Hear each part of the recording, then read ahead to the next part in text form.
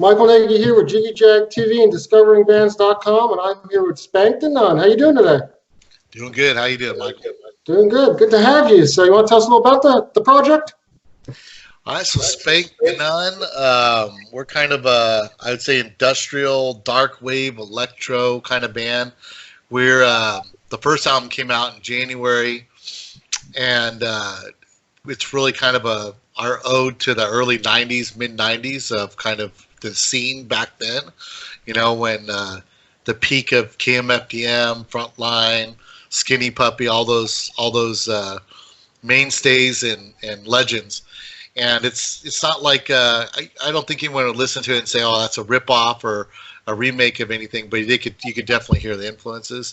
And that was when we sat down to make the album, we started off to kind of find a sound, and we actually had like 3 or 4 different directions we wanted to go for this album. And we had been making music for many years, but we just never released a full album. And so we put out kind of a dark wave electro EP like late in summer last year, and then we hooked up with EBM legend Klaus Larson and did some work together on one of our tracks, and started talking about different directions we could take the music. Then started working with Scott from my Varden Sphere and kind of experimented some other directions. And we really wanted to focus on this like kind of tribute to that early mid 90s with a modern twist to it, with a modern sound to it. So it's not straight EBM, it's not straight dark wave or any kind of industrial or even goth. It's just kind of all over, where we wanted to kind of touch base on different things. And we had originally intended to do a more goth dark wave album, kind of like there was an album about a few years ago, I don't remember what it's called, but it was going to be more goth. And so we actually have like 8 songs that we didn't put out for this one that we're holding on to. And then we started working on a new album in January, and we have about 10 tracks done for another album that's like really like weird, like kind of electro music. So right now we're deciding what we want to put out next, but we're just trying to crank out as much music as we can. And we were preparing to play live, and I was going, my brothers who I do the work with, I'm in Dallas, he's in LA, so I was flying out to LA every other week in January, December, and we were going back and forth working on the live show. And then now with this pandemic that we're in, the funny thing, we sing about these things, we write songs about them, and they become true, you know. And then ironically, we can't go play shows, and so we kind of put the shows on the back burner, and we just kept focusing.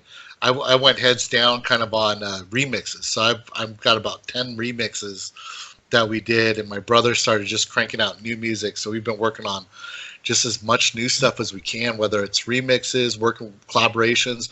I'm working with an artist in Australia. I won't say who it is yet, but we're working on some tracks together and hoping to put out a really cool EP in a few months as well. Awesome. Now, I wonder, what got you into the whole industrial scene to begin with? So, when we were playing, my brother and I decided to play music and wanted to be in a band a long time ago, kind of form a band anyway. We didn't want to be in anyone else's band, but we didn't know anything about music. And when we first started playing, it was just real simple, kind of punk rock, 3 chords, 2 strings on the top, 2 strings on the guitar, and that was about it, and the top string on the bass, and everything was an E basically at that point.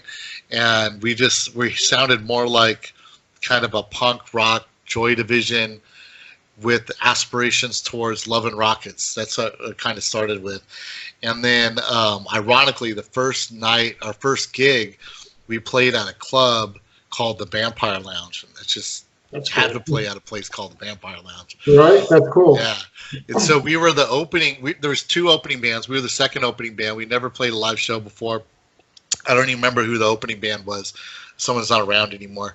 And it held about 200, 250 people. The place was sold out, and we got in there, and there was confusion about when we were supposed to set up and stuff, because the tickets were almost all sold for us, not the opening band. So the management was kind of arguing with the opening band that or not the opening band, the headlining band. They wanted us to have a longer gig because most of the tickets were for us. And so our first gig, we were having a big fight with those guys, and they were trying to like jack our equipment up, and it was just crazy. We were fighting just to be on stage. Ironically, we only had like 5 songs, so it really didn't matter. And we ended up doing a cover of Heartbreak Hotel, the Elvis song. We did it like in 4 different styles of music, just so we could do it. And people just like thought it was awesome, And so we sold that out, and then we're so excited, and we get done with the show, and afterwards there's hundreds of people out there just hanging out, and we're like, yeah, we're going to do this. This will be awesome. And then the drummer and the guitar player said they wanted to quit. They didn't want to be in the band anymore. So our first night sold out, broke up, and then so we were trying to figure out what to do without a drummer and a guitar player, and we got a keyboard sampler, and we just started mixing electronics into it, and then that's when everything started leaning more industrial and more electronic, and we liked it. That's the kind of music we like, so we just kept plugging away at it. That's cool. Now, when you do eventually get to play live again, are you going to be playing in Dallas, or do you plan to do like a full U.S. tour? Or? So we don't have a tour plan. We're planning to, what we were planning to do, and we'll probably do the same thing. We'll see what turns up, is most of our fans right now that have been buying music from us are in Mexico. And it's like 80% of the sales are in Mexico or Germany.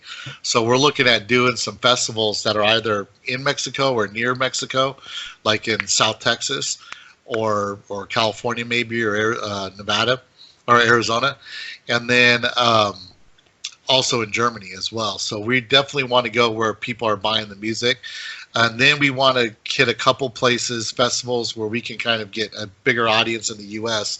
And right now in the U.S., it's like the scene is thin. It's like it's not great in Dallas. I mean, there's some amazing bands in Dallas that just I can't believe how good they are that are coming out of Dallas. But the fans aren't really here in Dallas. They're more in like San Antonio. And so a lot of the bands are going down to San Antonio to play, or they'll go up to Oklahoma to play. Dallas is just people from other bands showing up to the shows, and we're all out there to support each other, and it's great. But if we got to go to like Colorado, Orlando, probably. Philadelphia's pretty big. Yes. New York, maybe Das Bunker in LA, and even that scene is interesting because they can sell that club out, but it's like I feel like the fans aren't there really to see the bands. They're there just for loud music. I mean, loud club music. But we want to do things that are different too. So one of the things we liked about the setup in LA at Das Bunker is they have like 5 clubs inside one club, and we thought it'd be fun to like start on one stage and finish on a different stage, and just kind of really mix it up. And the first iteration is going to be just me and my brother as a 2-man show. So that's how we were testing it out and building everything to it. And it'll be mostly keyboards, live percussion, maybe guitar. We haven't really decided if we really want to work guitar into it yet, but we keep working with different artists, so our ideas keep changing. So live would be fun, but we're not really planning on a big tour at this point.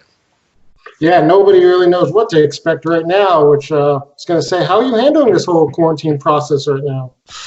It's interesting because when it first occurred to me that we were going this direction a few weeks ago or a month ago, I'm like, wow, that's cool, man. Locked in the home studio, because I could do most of the recording at home, and then everything is digital or online, shipping it to my mixer or my mastering guy, or working with other folks. I've been in the studio, but I never got to a point where I relied on the studio to get anything written or done. And so I'm like, man, I'm just going to be cranking stuff out. So like the first week, yeah, that was true. Then when you start to be at home all the time and you got your family around you, and all of a sudden you realize there's people around you all the time. There's like no time alone. And so most of it happens at night, like when everybody's else is going to sleep. But then there's none of that daytime when no one's around where you can just like crank everything up and blast it and have fun. But it's just like, it's weird. It's just like a weird stress of like what's really going on in the world and making sure you have food and don't lose your paycheck. And, it's crazy because that takes away from, it adds one aspect, it adds to the writing, like what you write about, and it's like I was saying earlier, it's funny because we'd write songs about viruses and pandemics and post-apocalyptic themes, and then you're in it. Sure, yeah. It's not as fun to sing about it, you know. It's kind of weird. It's like we did a cover of KMFDM Virus a week ago, and or we put it out a week ago, and we're debating whether that will release that in the next couple of weeks. And we're thinking about releasing it with one verse not done, so other bands can add their own vocals to it. But even doing that song, it was fun at first, but then it was just like, oh man, it was just like too real. It's kind of strange, you know? Yeah, it's crazy. Like you said, no one really knows what's happening. Yeah, it's adding a whole different element to the whole music genre. Yeah, exactly. I was just working on a song right now about the virus, you know, and it's like I didn't even realize it was about everything that's going on. It was about people dying and people standing around going, "Oh, I'm going to help you out," but not really, because they just want to stand there to say they're helping you out. You know? Yeah. So it was like, oh man, this is about it too. It's like I look back and every song is about the same subject, you know? Yeah. It's crazy. Yeah. So now people want to find you online, look you up, find your music. How do they do that? Yeah, so we're on Spotify, we're on Bandcamp. Just look for Spank the Nun, one word, Spank the Nun. We put that name together. We thought it looked like kind of a German word, but it was kind of fun with the Spank the Nun. I was going to ask you how that came up. Oh, yeah, it's a good story. So when I was in high school, I was dating a girl that went to all-girls Catholic school. And, of course, she'd get in trouble all the time and have to stay after. And she'd come home and her knuckles would be all red. And she's like, oh, yeah, they hit me with a ruler. Like, you know, and she's like, she was very stubborn. So she would just, like, stand there and, like, make him more mad so they'd hit her more. And then they were talking about spanking the kids. And I'm like, really? You're spanking, like, teenagers? You know, it's just like it was the weirdest thing. And then I was talking to her mom, because we were waiting to go pick her up from detention, and we was talking to her mom, and I said, you know, go check that out. We drove around the back of the school, and there was two nuns smoking like cigarettes behind the school. And I'm like, man, look at these nuns. I mean, the kids can't smoke cigarettes at the school, and these nuns are smoking cigarettes, you know. And they said, who spanks the nuns? You know, and it's like, and then I went to band practice that night with my brother, and I'm like, dude, I got a band name. Let's go. No, we weren't even playing at that point. We were going for something else. We were going to watch Texas Chainsaw Massacre in LA. And I said, dude, I got this idea for a band. We got to create a band, so this will be the band name. And that's how it came up. It actually took us years to put the band together, but we kept the name the whole time. It's cool. And then we ran it together as one word because we thought it looked and sounded German if you kind of ran it all together, like SPANKTHENUN. Yeah, I like the way it's all put together, not spaced out. Yeah, but the tricky part is like not overdoing the imagery of it, because like if I was 18 or 20 years old, I'd be like just heavy-handed. Every image would be a nun being spanked, you know. But it's like, you know, it's at some point you think that like Marilyn Manson regrets like how far he went with shock horror, and he hasn't like graduated from that, you know. It's like you would get stuck in that imagery forever, and you would just get burdened by it. And so we're always trying to balance it, because it's something we're interested in. We love the imagery and all that stuff, but we're always trying to kind of not cater to it 100%, you know, but then sometimes we'll cater to it big time, you know. Yeah. So then, how do people find you online? Your music? Yeah. So we're on Twitter at SpankTheNun. We're on Bandcamp at SpankTheNun. You can buy everything that we have available for purchase is on Bandcamp. Most of our music's on Spotify. There are some exclusive things only on Bandcamp. We're on iTunes, Google Music, Amazon, YouTube, all of that. Yep, YouTube. Yeah, we have lots of videos on YouTube. So we actually have stuff on YouTube. It's not anywhere else. Like we'll do cover songs or we'll do bootlegs. Like I'm working on a bootleg right now, where a bootleg, I call it a DOS bootleg, like DOS bootleg, and it's where I take another song and then we rework it unofficially. Like so, we took a God Module song, re-edited it, and then it was an instrumental, and we sang over it and added some other instruments to it. Doing that with the Slider song that just came out last week. Right now, I haven't told Colin yet, but I'll surprise them with it later this week. But we like to take it, kind of mix it up, and kind of with the KMFDM virus song last week, and eventually I'm hoping we'll have a whole like album worth of just these bootlegs that we do. But a lot of times you can only find them on our YouTube.